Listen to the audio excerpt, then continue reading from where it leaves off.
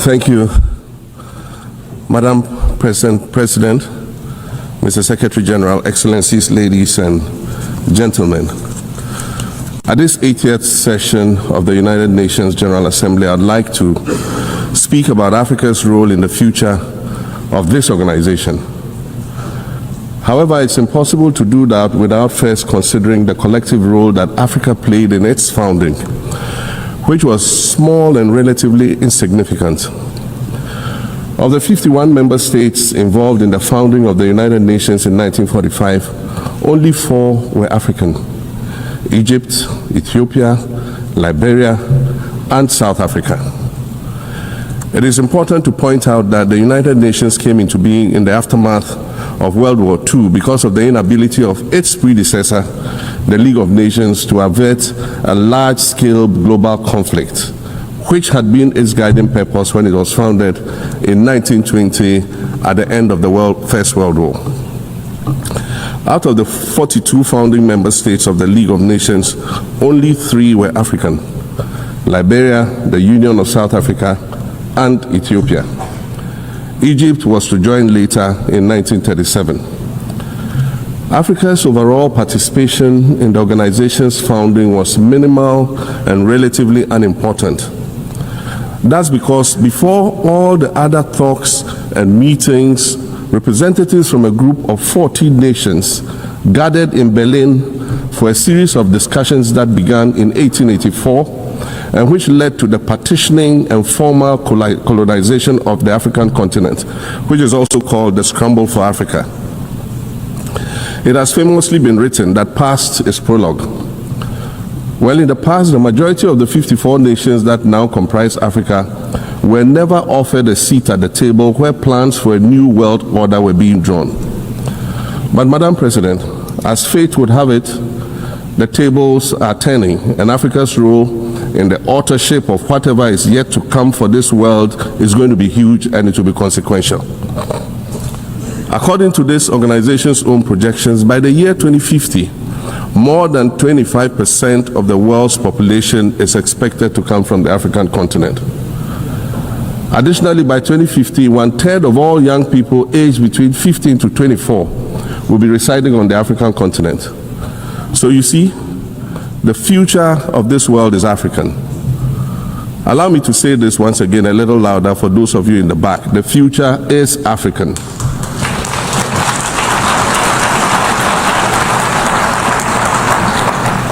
Already today, Africa is a catalyst for human potential and development, as well as for economic reform and ecological stability. Africa is a catalyst for systemic change. If this reality, which is fact-based and straightforward, seems provocative or unsettling, perhaps it's because you are viewing it through the lens of centuries of filters, colonialism and imperialism, and the resulting implicit bias. Maybe you are unaware of the resilience of African nations or their remarkable ability to make a strong comeback just when you think it's safe to count them out. That is what is happening right now in my own country, Ghana. Our constitution limits leaders to 2 4-year terms. In January, I was sworn in for a second term, which, let me point out, was non-consecutive with my first term. Our currency, the Ghana cedi, was rapidly depreciating, faced with rising inflation, a huge debt burden, and low morale amongst our citizens. My new administration settled down quickly and embarked on an ambitious program of comprehensive transformation designed to restructure Ghana's economic foundation and enhance our competitive standing globally. We refer to this process of recalibration as our reset agenda. In just 8 months, we have achieved significant reduction in inflation from 23.8% in December 2024 to 11.5% in August 2025, restoring price stability for our citizens. Additionally, our currency, the Ghana cedi, has appreciated considerably against other currencies, with Bloomberg reporting it as the best performing currency in the world at one point. Our improved sovereign credit rating reflects increasing investor confidence in our economy, and our 24-hour economy initiative promises to transform our economy. And there's a renewed willingness amongst our people to trust that their elected officials have Ghana's interests at heart and that we're progressing together. Madam President, I believe that in honor of this milestone celebration, the United Nations should also embark on a process of serious recalibration and establish its own reset agenda. Since the organization's founding, the number of UN member nations has nearly quadrupled. And quite frankly, it is not the same world that it was back then when the UN was formed. I mentioned earlier that I began my second non-consecutive term as president this past January. My first term ended in January 2017. In that span of time, 8 years, the world has changed with such ferocity. My first days in office after my return felt as though I had just awakened from a Rip Van Winkle-style sleep. Now, no, that was only after 8 years. Imagine then what it will be like after 80 years since the founding of the United Nations. In 1945, the sun had not yet set on the largest empire in history. The most common mode of international travel was by sea. The personal computer had not been invented, let alone made portable. And television, a new convenience, was still in its infancy, albeit in black and white color. Relations between the US and the Soviet Union were turning frosty, with Winston Churchill declaring that an iron curtain has descended across the European continent. Fast track 80 years on, in today's world, hundreds of thousands of commercial flights take off and land every day. Libraries have been digitized so that volumes of literature can exist on a small device, small enough to fit inside your pocket. We live in a world of cryptocurrency, artificial intelligence, social media, the internet and its dark hidden dungeon of the dark web, all of which carry a potential threat to global peace and security. Climate change is real, and we're fighting a losing battle against the loss of Maldives and other island nations to the rising sea level, against the loss of Timbuktu to desertification and the Amazon forest to global warming and deforestation. Madam President, the UN Founding Charter is outdated when it comes to representation in this August Assembly. The most powerful post-World War II nations are still being rewarded with an almost totalitarian guardianship over the rest of the world. And yet, the first sentence in Chapter 2, Article 1 of the UN Charter declares that the organization is based on the principle of sovereign equality of all its members. If this were true, and was the case, a continent as large as Africa, with its numerous UN member states, would have at least one permanent seat on the Security Council.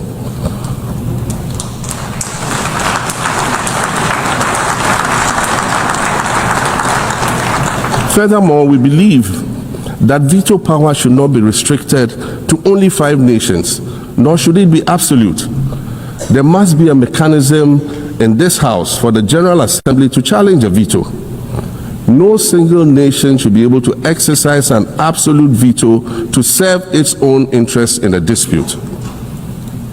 In 1995, during the 50th anniversary of the United Nations, Nelson Mandela stood in this very spot, and he said, "The United Nations has to reassess its role, redefine its profile, and reshape its structures. It should truly reflect the diversity of our universe and ensure equity among the nations in the exercise of power within the system of international relations in general and the Security Council in particular." I close quotations. 30 years later, we African leaders are still making the same simple request for a permanent seat on the Security Council with the power of a veto. So today, Madam President, I stand here in this exact spot and ask the world, if not now, then when? We demand not only a reform of the Security Council, but also a reset of the global financial architecture, which is currently rigged against Africa. Africa must have a greater say in the world's multilateral financial institutions. And while I'm making requests, I'd like to call for the removal of the blockade on Cuba. As Dr. Kwame Nkrumah, our nation's founder, famously said, "We seek to be friends with all and enemies to none." The Cuban people shed their blood on African soil in the fight against apartheid. And indeed, Cuba has been and continues to be a faithful friend of Africa. You see, the very fact that I can stand here and ask these things and say these things, and the fact that all nations can ostensibly gather here to address critical global issues, air our grievances, and express our concerns, that is what makes the survival of this organization so important. In every old city or village, you will find a town square, or a courtyard, or a plaza that once served as a gathering space for the citizens of the community and their leaders. Meetings and celebrations were held there, as were trials and elections. And these were spaces that brought people together and held them together as a community. Sadly, time and technology have eroded these spaces. Madam President, in many ways, the United Nations is the proverbial town square of our modern global village. And it has never been more critical for us to protect this one space that brings and holds the world nations together as a community. The internet, social media platforms, and artificial intelligence offer us the illusion of connectivity, when in fact what they do is reinforce isolation by using algorithms that ensure that we do not receive new ideas and perspectives, but rather more of the same content. We are served alternative facts and manipulated images, making it easy to disseminate disinformation and sow seeds of division amongst communities. Madam President, these are dangerous times. Our world is currently experiencing a rise in nationalism and economic instability. There's a general breakdown of multilateralism. Various acts of aggression have been committed against the sovereignty of others, and nations are attempting to circumvent the very safeguards that were put in place to prevent large-scale global conflict. These conditions are all too similar to the ones that led to the League of Nations' failure in fulfilling its mandate. The denial of visas to President Abbas and the Palestinian delegation sets a bad precedent and should be deeply worrying to all member nations of the United Nations. Ghana recognized the state of Palestine in 1988 and supported a two-state solution to the conflict since then. And I say, contrary to the claims of some, a two-state solution would not be a reward for Hamas. It would rather be a reprieve for the hundreds of thousands of innocent women and children and people who are facing collective punishment and forced starvation for no reason other than the fact that they are Palestinian. For nearly 2 years, and for the fear of reprisals, we here in this General Assembly have been playing hide and seek with language to find the right words to help us avoid or excuse what we all know is taking place in Gaza. But here's the thing, it doesn't matter what you call it. If it looks like a duck, it swims like a duck, and quacks like a duck, well, then it must be a duck. The crimes in Gaza must stop.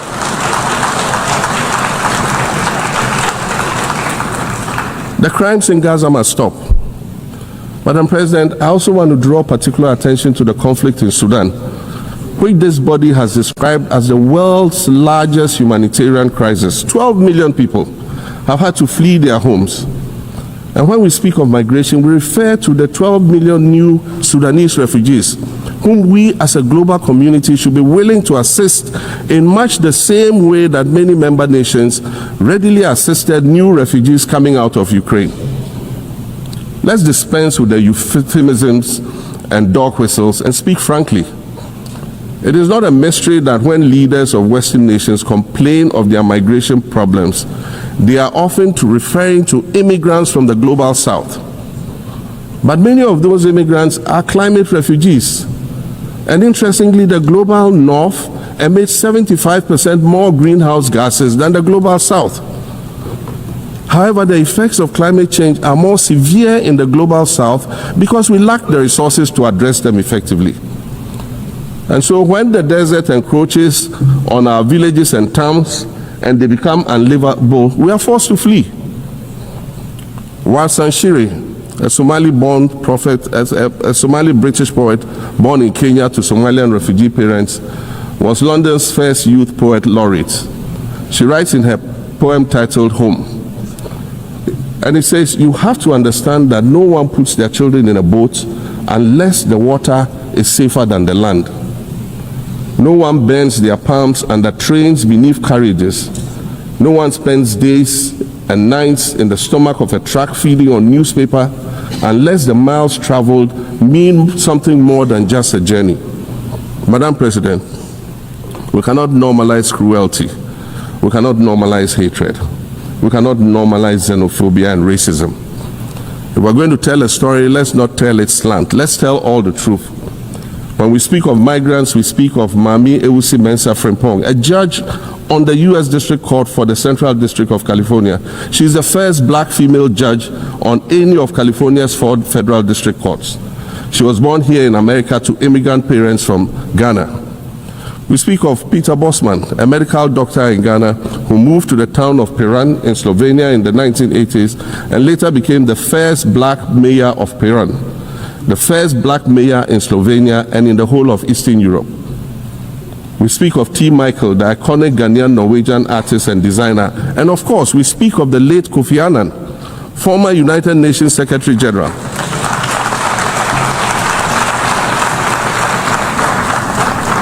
Former United Nations Secretary General and Nobel Peace Prize recipient, who was born in Ghana but spent his adulthood in various places in America and Europe. These are people who have brought great distinction to the countries that they decided to call home. Just as the migrants and the children of migrants before them did, I dare say these are not invaders. These are not criminals. Madam President, the slave trade must be recognized as the greatest crime against humanity. As the African champion on reparations, Ghana intends to introduce a motion in this August body to that effect. More than 12.5 million Africans were forcibly taken against their will and transported to create wealth for the powerful Western nations. We must demand reparations for the enslavement of our people and the colonization of our land that resulted in the theft of our natural resources, as well as the looting of artifacts and other items of cultural heritage that have yet to be returned in total. We recognize the value of our land and the value of our lives, as did our colonizers, as well as the governments that happily paid reparations to former slave owners as compensation for the loss of their property, in quotes. And that property for which they received compensation was paid, referred to enslaved people who had been freed. Madam President, an increasingly insecure world is witnessing upward spending on defense budgets of bilateral partners and steep cuts in official development assistance. Since July 2024, it is estimated that there's been a 40% drop in humanitarian aid globally. In this era of global uncertainty, Africa must exercise sovereignty over its natural resources to raise the necessary funds to ensure the well-being of its citizens. The days of parceling out vast concession areas to foreign interests for exploitation must come to an end.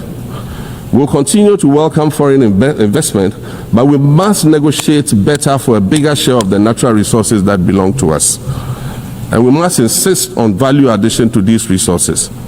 We're tired of the continued image of poverty-stricken, disease-ridden rural communities living at the periphery of huge foreign-controlled natural resource concession areas. We're tired of having people extract the most they can from us and in return offer us the very least by way of respect, consideration, and dignity. We're tired of not being represented in ways that reveal the richness and complexity of our history or acknowledge all that we have overcome to arrive here in this liminal space of untold possibilities. Allow me to echo the Indian-American writer Arundhati Roy, who wrote, "Another world is not only possible, she's on her way. On a quiet day, I can hear her breathing. I want to add that for the sake of Africa, and quite selfishly for the sake of my 18-year-old daughter, I hope that this new world that is arriving is a place of safety and equality for women and girls. To succeed, we must empower everyone, including women and girls, to reach their full potential. In closing, Madam President, I'd like to congratulate you on your election to preside over this historic 80th General Assembly and on being the 5th woman to hold this distinction. I'd also like to congratulate Her Excellency Nana Jane Opoku-Agyeman on being the first woman Vice President of Ghana.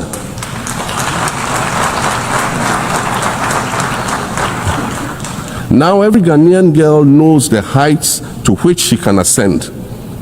Words matter, but issues of representation matter even more, which is why Ghana looks forward to the appointment of a woman as Secretary General of this organization in the near future.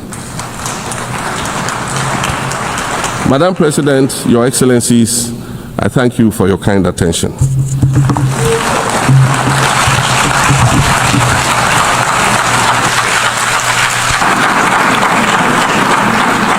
On behalf of the General Assembly, I wish to thank the President